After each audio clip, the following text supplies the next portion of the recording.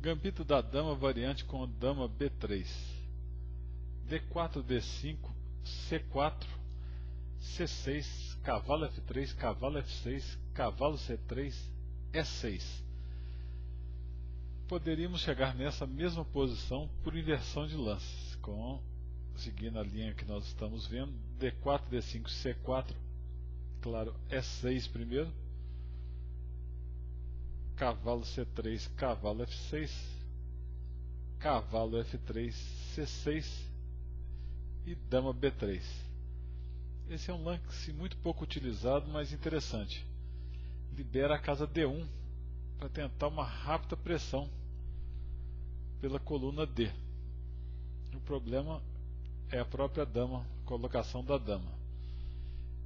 D toma C4 é a continuação mais lógica, já tentando ganhar um tempo em cima do posicionamento da dama. A opção é jogar bispo E7, não enfraquecendo o centro. Depois de bispo F4, roque, E3, dama A5, torre C1, cavalo de B D7, C toma D5. Se tomar com peão de E, vira uma estrutura caos-bar.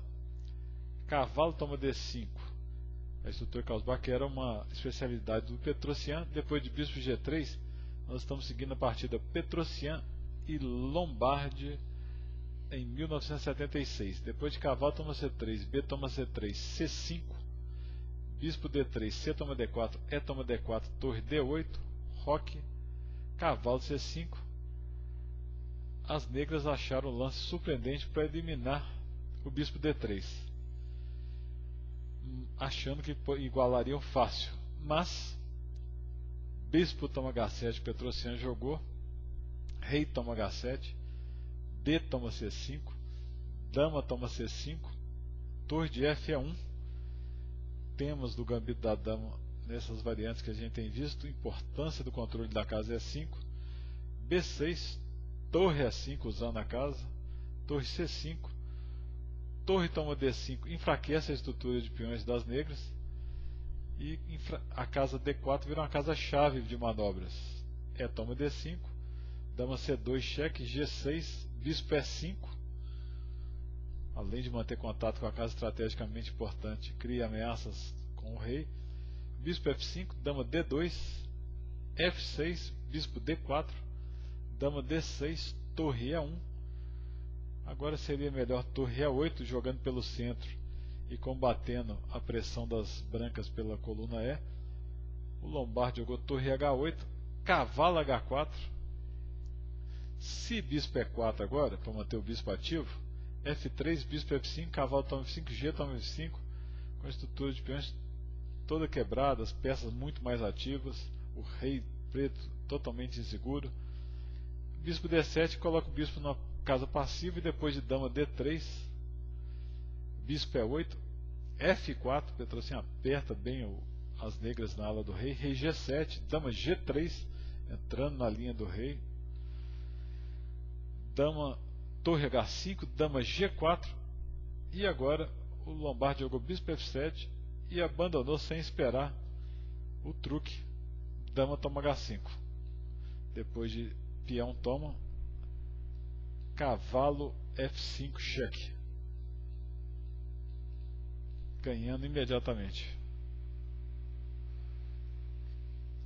Na partida principal, D toma C4, dama toma C4, nós estamos seguindo a partida entre o mestre internacional paranaense Rodrigo Desconze contra o mestre internacional de Brasília, Luiz Coelho. Os dois brasileiros fizeram uma bela partida aqui. B5, que a dama pode sair para D3, mas o Desconze preferiu dama B3, cavalo de BD7, bispo G5, bispo E7, E4. É um gambito interessante e muito perigoso. E3 seguiria esses temas da partida do Petrosian: explorar a casa E5, desenvolver, pressionar o centro, como vimos em todas as linhas do gambito da dama ortodoxa. Com E4, as negras jogam B4, cavalo A4, cavalo toma E4. Depois de bispo toma E7, dama toma E7, mais ou menos tudo forçado aqui, dama C2, ataca o cavalo, cavalo de F6. Aqui podia seguir dama toma C6, torre B8, bispo A6, roque, roque. As brancas têm uma certa iniciativa pelo peão isolado em D4. Mas o Visconde seguiu com a ideia de pressão com bispo D3, roque o preto, roque o branco, bispo B7, cavalo D2, e o gambito é realmente interessante. As brancas têm uma certa pressão na coluna C e na casa C5. Torre de A, D8. A única coisa que as negras têm que fazer é segurar a forte iniciativa do branco quando vão ter uma vantagem material muito boa. Cavalo B3, bispo A8, torre de F A1, torre de F A8, torre E3. A iniciativa das brancas realmente é perigosa. G6, torre de A E1, dama D6 saindo da linha das torres, cavalo de A C5, cavalo toma C5, D toma C5, dama C7, dama C4, E5, dama H4. Dama toma B4 seria péssimo por causa de cavalo D5, ganhando a qualidade.